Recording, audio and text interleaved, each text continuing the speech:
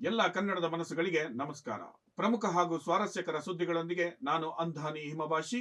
ನೀವು ನೋಡ್ತಾ ಇದ್ದೀರಾ ಬಿಬಿ ನ್ಯೂಸ್ ಕನ್ನಡ. ಇದು ಫಾಸ್ಟ್ ಫೋಕಸ್.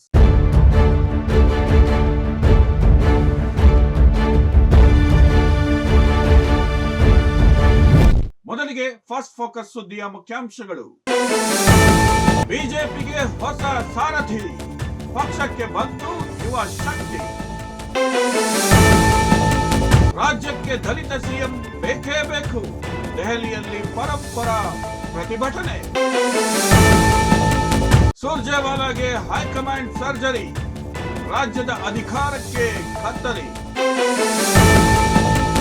ಮಹಾರಾಷ್ಟ್ರ ಪೊಲೀಸರ ಬೇಟೆ, ಬೆಂಗಳೂರಿನಲ್ಲಿ ಡ್ರಗ್ಸ್ ಫ್ಯಾಕ್ಟರಿ ಪತ್ತೆ. ಆರಂಭದಲ್ಲೇ ಆರ್ಸಿಬಿಗೆ ಆಘಾತ, ಸ್ಟಾರ್ ಹಿಟ್ಟರ್ ಆಡೋದು ಡೌನ್. ವಿಜಯಲಕ್ಷ್ಮಿ ದರ್ಶನ್ಗೆ ಕೌಂಟರ್, ತಲೆನೇ ಕೆಡಿಸಿಕೊಳ್ಳಲ್ಲ ಎಂದ ಸುದೀಪ್. ಇದೀಗ ಫಾಸ್ಟ್ ಫೋಕಸ್ ವಾರ್ತೆಗಳ ವಿವರ. ಬಿಜೆಪಿಗೆ ಹೊಸ ಸಾರಥಿ, ಪಕ್ಷಕ್ಕೆ ಬಂತು ಯುವ ಶಕ್ತಿ.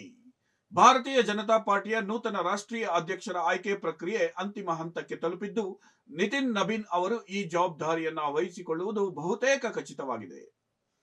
ಜನವರಿ 15 ನಂತರ ದೇಶದ ವಿವಿಧ ರಾಜ್ಯಗಳ ಬಿಜೆಪಿ ಅಧ್ಯಕ್ಷರನ್ನು ದೆಹಲಿಗೆ ಆಹ್ವಾನಿಸಲಾಗುತ್ತಿದ್ದು, ಜನವರಿ 18ರಿಂದ 20 ನಡುವೆ ಅಧಿಕೃತ ಆಯ್ಕೆ ಪ್ರಕ್ರಿಯೆ ನಡೆಯಲಿದೆ. ಈಗಾಗಲೇ ಬಿಜೆಪಿ ಆಡಳಿತವಿರುವ ಹೆಚ್ಚಿನ ರಾಜ್ಯಗಳಲ್ಲಿ ಆಂತರಿಕ ಚುನಾವಣಾ ಪ್ರಕ್ರಿಯೆ ಮುಗಿದಿದೆ. ಈ ಆಯ್ಕೆ ಪ್ರಕ್ರಿಯೆಯಲ್ಲಿ ಪ್ರಧಾನಿ ನರೇಂದ್ರ ಮೋದಿ ಮತ್ತು ಕೇಂದ್ರ ಗೃಹ ಸಚಿವ ಅಮಿತ್ ಶಾ ಅವರು ನಿತಿನ್ ನಬೀನ್ ಅವರ ನಾಮಪತ್ರಕ್ಕೆ ಸಹಿ ಮಾಡುವ ಮೂಲಕ ತಮ್ಮ ಬೆಂಬಲ ಸೂಚಿಸಿದ್ದಾರೆ. ಕೇವಲ ಒಬ್ಬರೇ ಅಭ್ಯರ್ಥಿಯಾಗಿ ನಾಮಪತ್ರ ಸಲ್ಲಿಸುವ ಸಾಧ್ಯತೆ ಇರುವುದರಿಂದ ದಾಖಲೆಯ ಪರಿಶೀಲನೆಯ ನಂತರ ಪಕ್ಷದ ಮುಖ್ಯ ಚುನಾವಣಾ ಅಧಿಕಾರಿ ಕೆ ಲಕ್ಷ್ಮಣ್ ಅವರು ನೂತನ ಅಧ್ಯಕ್ಷರ ಹೆಸರನ್ನು ಅಧಿಕೃತವಾಗಿ ಘೋಷಿಸಲಿದ್ದಾರೆ. ಈ ಐತಿಹಾಸಿಕ ಕ್ಷಣಕ್ಕೆ ಸಾಕ್ಷಿಯಾಗಲು ಬಿಜೆಪಿ ಆಡಳಿತವಿರುವ ಎಲ್ಲಾ ರಾಜ್ಯಗಳ ಮುಖ್ಯಮಂತ್ರಿಗಳು ಮತ್ತು ರಾಜ್ಯಾಧ್ಯಕ್ಷರು ದೆಹಲಿಯಲ್ಲಿ ಉಪಸ್ಥಿತರಿರಲಿದ್ದಾರೆ. 45 ವರ್ಷದ ಯುವ ನಾಯಕ ನಿತಿನ್ ನಬೀನ್ ಅವರು 2026ರಿಂದ 2029ರವರೆಗೆ ಪಕ್ಷವನ್ನು ಮುನ್ನಡೆಸಲಿದ್ದಾರೆ. 2029ರ ಲೋಕಸಭಾ ಚುನಾವಣೆಯನ್ನು ಗಮನದಲ್ಲಿಟ್ಟುಕೊಂಡು ಅವರ ಅಧಿಕಾರಾವಧಿಯನ್ನು 1 ವರ್ಷ ವಿಸ್ತರಿಸುವ ಸಾಧ್ಯತೆಯೂ ಇದೆ. ಯುವ ನಾಯಕತ್ವಕ್ಕೆ ಆದ್ಯತೆ ನೀಡುವ ಮೂಲಕ ಪಕ್ಷವನ್ನು ಮತ್ತಷ್ಟು ಬಲಪಡಿಸುವುದು ಬಿಜೆಪಿಯ ಈ ನಿರ್ಧಾರದ ಹಿಂದಿನ ಮುಖ್ಯ ಉದ್ದೇಶವಾಗಿದೆ.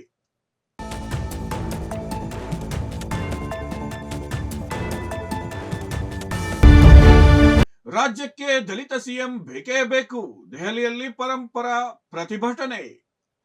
ಕರ್ನಾಟಕ ರಾಜ್ಯ ಕಾಂಗ್ರೆಸ್ನಲ್ಲಿ ಮುಖ್ಯಮಂತ್ರಿ ಬದಲಾವಣೆಯ ಚರ್ಚೆಗಳು ನಡೆಯುತ್ತಿರುವ ಬೆನ್ನಲ್ಲೇ ದೆಹಲಿಯಲ್ಲಿ ದಲಿತ ಮುಖ್ಯಮಂತ್ರಿ ಸ್ಥಾನಕ್ಕಾಗಿ ಆಗ್ರಹ ಕೇಳಿಬಂದಿದೆ. ಶನಿವಾರ ದೆಹಲಿಯ ಕಾಂಗ್ರೆಸ್ ಪ್ರಧಾನ ಕಚೇರಿಯ ಮುಂಭಾಗದಲ್ಲಿ ಬಾಬಾ ಸಾಹೇಬ್ ಅಂಬೇಡ್ಕರ್ ದಲಿತ ಸೇವಾ ಸಮಿತಿಯ ಕಾರ್ಯಕರ್ತರು ಪ್ರತಿಭಟನೆ ನಡೆಸಿದರು. ಒಂದು ವೇಳೆ ರಾಜ್ಯದಲ್ಲಿ ನಾಯಕತ್ವ ಬದಲಾವಣೆಯಾದರೆ ಹಿರಿಯ ನಾಯಕ ಹಾಗೂ ಗೃಹ ಸಚಿವ ಡಾಕ್ಟರ್ ಜಿ ಪರಮೇಶ್ವರ್ ಅವರಿಗೆ ಮುಖ್ಯಮಂತ್ರಿ ಪಟ್ಟ ನೀಡಬೇಕು ಎಂದು ಅವರು ಒತ್ತಾಯಿಸಿದ್ದರು. ಕಾಂಗ್ರೆಸ್ ಕಾರ್ಯಕಾರಿ ಸಮಿತಿ ಸಭೆ ನಡೆಯುತ್ತಿದ್ದ ಸಂದರ್ಭದಲ್ಲಿ ಈ ಪ್ರತಿಭಟನೆ ನಡೆದಿದ್ದು, ಸಿಎಂ ಸಿದ್ದರಾಮಯ್ಯ ಅವರು ಕೂಡ ಅದೇ ಸಭೆಯಲ್ಲಿದ್ದರು. ಪ್ರತಿಭಟನಾಕಾರರು ಪರಮೇಶ್ವರ್ ಅವರ ಭಾವಚಿತ್ರವಿರುವ ಬ್ಯಾನರ್ಗಳನ್ನ ಹಿಡಿದು ತಮ್ಮ ಬೇಡಿಕೆಯನ್ನ ಮಂಡಿಸಿದರು. ಇದೇ ವೇಳೆ ಸಂಸದ ತೋಲ್ ತಿರುಮಾವಳನ್ ಅವರು ಕೂಡ ದಲಿತ ನಾಯಕರಿಗೆ ಸಿಎಂ ಸ್ಥಾನ ನೀಡಬೇಕು ಎಂಬ ಈ ಒತ್ತಾಯಕ್ಕೆ ಬೆಂಬಲ ಸೂಚಿಸಿದರು. ಈ ಸಂಬಂಧ ಕಾಂಗ್ರೆಸ್ ಸಂಘಟನಾ ಪ್ರಧಾನ ಕಾರ್ಯದರ್ಶಿ ಕೆಸಿ ವೇಣುಗೋಪಾಲ್ ಅವರನ್ನು ಭೇಟಿ ಮಾಡಿದ ನಿಯೋಗವು ಮನವಿ ಪತ್ರ ಸಲ್ಲಿಸಿತು. ದಶಕಗಳಿಂದ ಕಾಂಗ್ರೆಸ್ ಪಕ್ಷವನ್ನು ಬೆಂಬಲಿಸುತ್ತಾ ಬಂದಿರುವ ದಲಿತ ಸಮುದಾಯಕ್ಕೆ ಈ ಬಾರಿ ನ್ಯಾಯ ಸಿಗಬೇಕು ಎಂದು ಅವರು ಮನವಿ ಮಾಡಿದರು. 2013ರಲ್ಲಿ ಪರಮೇಶ್ವರ್ ಅವರು ಅಧ್ಯಕ್ಷರಾಗಿದ್ದಾಗ ಪಕ್ಷ ಅಧಿಕಾರಕ್ಕೆ ಬಂದಿದ್ದನ್ನು ಸ್ಮರಿಸಿದ ಪ್ರತಿಭಟನಾಕಾರರು ಅವರ ಪಕ್ಷ ನಿಷ್ಠೆ ಮತ್ತು ಅನುಭವವನ್ನು ಪರಿಗಣಿಸಿ ಅವರಿಗೆ ಈ ಜವಾಬ್ದಾರಿ ನೀಡಬೇಕು ಎಂದು ಆಗ್ರಹಿಸಿದರು.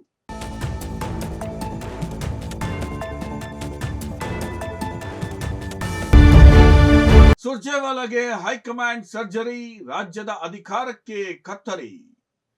ಕರ್ನಾಟಕ ಕಾಂಗ್ರೆಸ್ನಲ್ಲಿ ನಾಯಕತ್ವದ ಬದಲಾವಣೆಯ ಚರ್ಚೆಗಳು ಜೋರಾಗಿರುವಾಗಲೇ ರಾಜ್ಯ ಉಸ್ತುವಾರಿ ರಣದೀಪ್ ಸಿಂಗ್ ಸುರ್ಜೇವಾಲಾ ಅವರ ಮೌನ ಈಗ ರಾಜಕೀಯ ವಲಯದಲ್ಲಿ ತೀವ್ರ ಕುತೂಹಲ ಮೂಡಿಸಿದೆ. ರಾಜ್ಯದ ಸಣ್ಣ ಪುಟ್ಟ ವಿಷಯಗಳಿಗೂ ಸಕ್ರಿಯವಾಗಿ ಸ್ಪಂದಿಸುತ್ತಿದ್ದ ಸುರ್ಜೇವಾಲಾ ಅವರು ಈಗ ಇಂತಹ ಪ್ರಮುಖ ಬೆಳವಣಿಗೆಗಳ ಸಂದರ್ಭದಲ್ಲಿ ದೂರ ಉಳಿದಿರುವುದು ಹಲವು ಅನುಮಾನಗಳಿಗೆ ದಾರಿ ಮಾಡಿಕೊಟ್ಟಂತಿದೆ. ಮೂಲಗಳ ಪ್ರಕಾರ ರಾಜ್ಯ ನಾಯಕತ್ವದ ಕುರಿತು ಸುರ್ಜೇವಾಲಾ ಅವರು ಹೈಕಮಾಂಡ್ಗೆ 2 ಬಾರಿ ಪತ್ರ ಬರೆದಿದ್ದರೂ ಯಾವುದೇ ಪ್ರತಿಕ್ರಿಯೆ ಬಂದಿಲ್ಲ ಎನ್ನಲಾಗಿದೆ. ಈ ಹಿನ್ನೆಲೆಯಲ್ಲಿ ತಮ್ಮ ಪ್ರಭಾವ ಕಡಿಮೆಯಾಗುತ್ತಿದೆ ಎಂದು ಭಾವಿಸಿರುವ ಅವರು ಸ್ವಯಂ ಪ್ರೇರಿತರಾಗಿ ರಾಜ್ಯ ರಾಜಕೀಯದಿಂದ ಅಂತರ ಕಾಯ್ದುಕೊಳ್ಳುತ್ತಿದ್ದಾರೆ ಎಂದು ಹೇಳಲಾಗುತ್ತಿದೆ. ಇತ್ತೀಚೆಗೆ ನಡೆದ ಕಾಂಗ್ರೆಸ್ ಕಾರ್ಯಕಾರಿ ಸಮಿತಿ ಸಭೆಯಲ್ಲೂ ಅವರು ಭಾಗವಹಿಸದಿರುವುದು ಈ ಚರ್ಚೆಗಳಿಗೆ ಪುಷ್ಟಿ ನೀಡಿದೆ. ಮತ್ತೊಂದೆಡೆ ಮುಖ್ಯಮಂತ್ರಿ ಸಿದ್ದರಾಮಯ್ಯ ಅವರ ಆಪ್ತರು ಸುರ್ಜೇವಾಲಾ ವಿರುದ್ಧ ಹೈಕಮಾಂಡ್ಗೆ ದೂರು ನೀಡಿದ್ದಾರೆ ಎಂಬ ಮಾತುಗಳು ಕೇಳಿಬರುತ್ತಿವೆ. ಸುರ್ಜೇವಾಲಾ ಅವರು ಪಕ್ಷಪಾತ ಮಾಡುತ್ತಿದ್ದಾರೆ ಎಂಬ ಆರೋಪದ ಹಿನ್ನೆಲೆಯಲ್ಲಿ ಹೈಕಮಾಂಡ್ ಅವರನ್ನು ಬದಿಗೊತ್ತಿದೆ ಎನ್ನಲಾಗುತ್ತಿದೆ. ಈಗ ಹೈಕಮಾಂಡ್ ಹೆಚ್ಚಾಗಿ ಕೆಸಿ ವೇಣುಗೋಪಾಲ್ ಅವರ ಮೇಲೆ ಅವಲಂಬಿತವಾಗಿರುವುದು ಈ ಬದಲಾವಣೆಯ ಸಂಕೇತವಾಗಿ ಕಂಡುಬರುತ್ತಿದೆ. ಸುರ್ಜೇವಾಲಾ ಅವರ ಆಪ್ತ ಮೂಲಗಳು ಹೇಳುವಂತೆ ಕರ್ನಾಟಕದಲ್ಲಿ ಕಾಂಗ್ರೆಸ್ ಈಗಾಗಲೇ ಭದ್ರವಾಗಿ ನೆಲೆಸಿರುವುದರಿಂದ ಅವರು ಜಾರ್ಖಂಡ್ನಂತಹ ಇತರ ರಾಜ್ಯಗಳತ್ತ ಗಮನ ಹರಿಸಲು ಆಸಕ್ತಿ ಹೊಂದಿದ್ದಾರೆ. ಒಟ್ಟಿನಲ್ಲಿ ರಾಜ್ಯ ಕಾಂಗ್ರೆಸ್ನ ಬಿಕ್ಕಟ್ಟಿನ ಸಮಯದಲ್ಲಿ ಉಸ್ತುವಾರಿಗಳೇ ದೂರ ಸರಿದಿರುವುದು ಪಕ್ಷದ ಮುಂದಿನ ನಡೆಯ ಬಗ್ಗೆ ಕುತೂಹಲ ಮೂಡಿಸಿದೆ.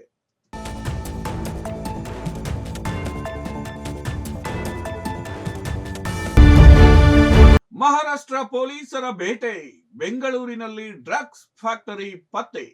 ಬೆಂಗಳೂರಿನಲ್ಲಿ ನಡೆಯುತ್ತಿದ್ದ ಬೃಹತ್ ಡ್ರಗ್ಸ್ ದಂಧೆಯನ್ನು ಮಹಾರಾಷ್ಟ್ರ ಪೊಲೀಸರು ಭೇದಿಸಿದ್ದು 3 ಡ್ರಗ್ಸ್ ತಯಾರಿಕಾ ಘಟಕಗಳ ಮೇಲೆ ದಾಳಿ ನಡೆಸಿ ಸುಮಾರು 56 ಕೋಟಿ ರೂಪಾಯಿ ಮೌಲ್ಯದ ಮಾದಕ ವಸ್ತುಗಳನ್ನು ವಶಪಡಿಸಿಕೊಂಡಿದ್ದಾರೆ. ಕಳೆದ ಜುಲೈನಲ್ಲಿ ಮೈಸೂರಿನಲ್ಲಿ 390 ಕೋಟಿ ರೂಪಾಯಿ ಮೌಲ್ಯದ ಡ್ರಗ್ಸ್ ಪತ್ತೆ ಹಚ್ಚಿದ ಮಹಾರಾಷ್ಟ್ರ ಪೊಲೀಸರು ಈಗ ರಾಜ್ಯದ ರಾಜಧಾನಿಯಲ್ಲೇ ಇಷ್ಟು ದೊಡ್ಡ ಮಟ್ಟದ ದಂಧೆಯನ್ನ ಬಯಲಿಗೆಳೆದಿರುವುದು ಆತಂಕಕ್ಕೆ ಕಾರಣವಾಗಿದೆ.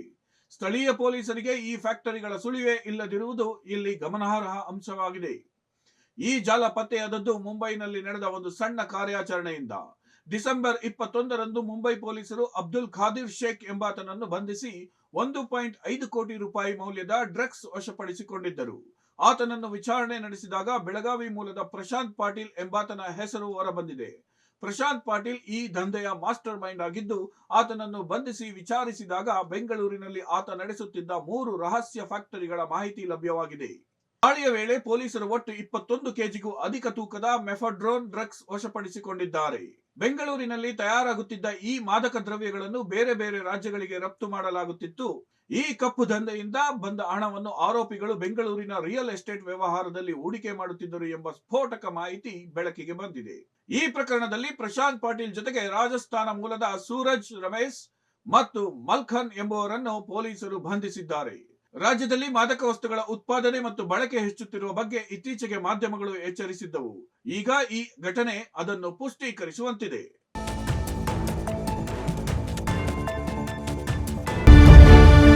ಶಿಕ್ಷಣ ತಜ್ಞ ಡಾಕ್ಟರ್ BM ಶಿವರುದ್ರಯ್ಯ ಅವರಿಗೆ ಕರುನಾಡ ಚೇತನ ಪ್ರಶಸ್ತಿ. ಅಖಿಲ ಕರ್ನಾಟಕ ಕುವೆಂಪು ಸಾಂಸ್ಕೃತಿಕ ವೇದಿಕೆ ಮತ್ತು ಕನ್ನಡ ಸಂಸ್ಕೃತಿ ಇಲಾಖೆಯ ಸಹಯೋಗದಲ್ಲಿ ಮಾಗಡಿಯ ಶಿಕ್ಷಣ ತಜ್ಞ ಡಾಕ್ಟರ್ BM ಶಿವರುದ್ರಯ್ಯ ಅವರಿಗೆ ಕರುನಾಡ ಚೇತನ ಪ್ರಶಸ್ತಿ ನೀಡಿ ಗೌರವಿಸಲಾಗಿದೆ. ಬೆಂಗಳೂರಿನ ವಿಜಯನಗರದಲ್ಲಿ ನಡೆದ ಕನ್ನಡ ನುಡಿ ಸಮ್ಮೇಳನದಲ್ಲಿ ಈ ಪ್ರಶಸ್ತಿಯನ್ನು ಪ್ರದಾನ ಮಾಡಲಾಗಿದ್ದು, ಮಾಗಡಿ ತಾಲೂಕಿನ ಬಗಿನಗೆರೆ ಗ್ರಾಮದವರಾದ ಇವರು ಈ ಗೌರವಕ್ಕೆ ಪಾತ್ರರಾಗಿದ್ದಾರೆ. ನಿವೃತ್ತ ಪ್ರಾಂಶುಪಾಲರಾಗಿರುವ ಡಾಕ್ಟರ್ ಶಿವರುದ್ರಯ್ಯ ಅವರು ಸಮಾಜಮುಖಿ ಕೆಲಸಗಳಲ್ಲಿ ತಮ್ಮನ್ನು ಸಕ್ರಿಯವಾಗಿ ತೊಡಗಿಸಿಕೊಂಡಿದ್ದಾರೆ. ಲಯನ್ಸ್ ಕ್ಲಬ್ನ ಅಜೀವ ಸದಸ್ಯರಾಗಿರುವ ಅವರು ಶೈಕ್ಷಣಿಕ ಕ್ಷೇತ್ರದಲ್ಲಿ ಗಣಿತ ಮತ್ತು ವಿಜ್ಞಾನ ವಿಷಯಗಳ ಸಂಪನ್ಮೂಲ ವ್ಯಕ್ತಿಯಾಗಿಯೂ ಸೇವೆ ಸಲ್ಲಿಸಿದ್ದಾರೆ. ನಿವೃತ್ತಿಯ ನಂತರವೂ ಶಾಲೆ ಮತ್ತು ಕಾಲೇಜುಗಳಲ್ಲಿ ಪರಿಸರ ಕಾಳಜಿ, ವೈಜ್ಞಾನಿಕ ಮನೋಭಾವ ಹಾಗೂ ಜೀವನ ಕೌಶಲ್ಯಗಳ ಬಗ್ಗೆ ಜಾಗೃತಿ ಉಪನ್ಯಾಸಗಳನ್ನು ನೀಡುತ್ತಿದ್ದಾರೆ. ಇದರೊಂದಿಗೆ ರೈತ ಸಂಘಗಳಿಗೂ ಸಲಹೆ ಮತ್ತು ಮಾರ್ಗದರ್ಶನ ನೀಡುವ ಮೂಲಕ ಕೆಲಸ ಮಾಡುತ್ತಿದ್ದಾರೆ.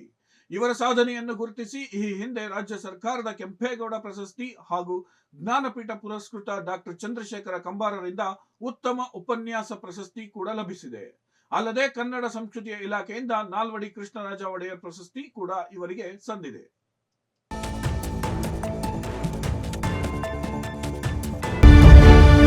ಆರಂಭದಲ್ಲಿ RCBಗೆ ಆಘಾತ, ಸ್ಟಾರ್ ಹಿಟ್ಟರ್ ಆಡೋದು ಡೌಟ್. IPL 2026ರ ಸಿದ್ಧತೆಗಳು ಭರದಿಂದ ಸಾಗುತ್ತಿರುವ ಹೊತ್ತಲ್ಲೇ ರಾಯಲ್ ಚಾಲೆಂಜರ್ಸ್ ಬೆಂಗಳೂರು ತಂಡಕ್ಕೆ ಆಘಾತಕಾರಿ ಸುದ್ದಿಯೊಂದು ಬಂದಿದೆ. ತಂಡದ ಸ್ಫೋಟಕ ಬ್ಯಾಟರ್ ಟಿಮ್ ಡೇವಿಡ್ ಗಾಯಗೊಂಡಿದ್ದು, ಮುಂಬರುವ ಟೂರ್ನಿಯಲ್ಲಿ ಅವರು ಆಡುವುದು ಅನುಮಾನ ಎನ್ನಲಾಗುತ್ತಿದೆ. ಆಸ್ಟ್ರೇಲಿಯಾದಲ್ಲಿ ನಡೆಯುತ್ತಿರುವ ಬಿಗ್ ಬ್ಯಾಶ್ ಲೀಗ್ ಪಂದ್ಯದ ವೇಳೆ ಅವರು ಮಂಡಿ ರಜ್ಜು ಗಾಯಕ್ಕೆ ತುತ್ತಾಗಿದ್ದಾರೆ.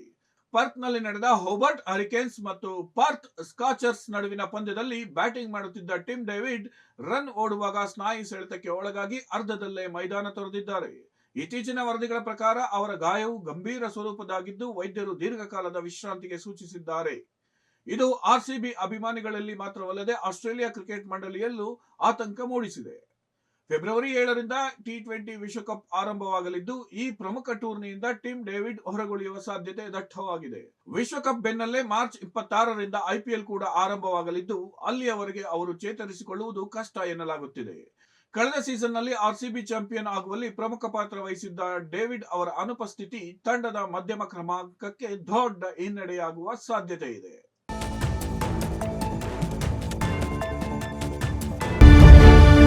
ವಿಜಯಲಕ್ಷ್ಮಿ ದರ್ಶನ್ಗೆ ಕೌಂಟರ್, ತಲೆನೇ ಕೆಡಿಸಿಕೊಳ್ಳಲ್ಲ ಎಂದ ಸುದೀಪ್.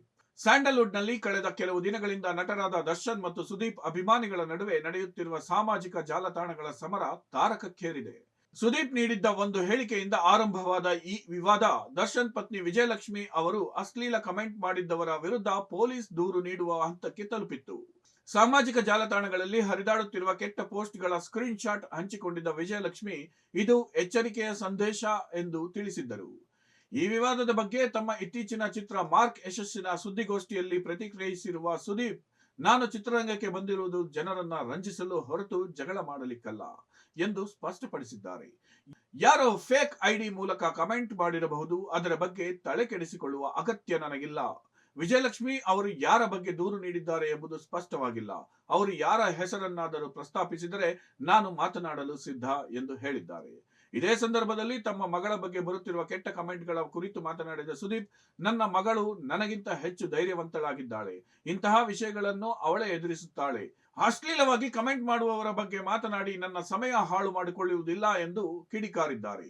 ಅಲ್ಲದೆ ಸಿನಿಮಾ ಪೈರಸಿ ಮಾಡುವವರ ವಿರುದ್ಧ ಕಠಿಣ ಕ್ರಮ ಕೈಗೊಳ್ಳುವುದಾಗಿ ಎಚ್ಚರಿಸಿದ ಅವರು ಸರ್ಕಾರ ಕೂಡ ಪೈರಸಿ ತಡೆಗೆ ಸಹಕರಿಸಬೇಕು ಎಂದು ಮನವಿ ಮಾಡಿದರು.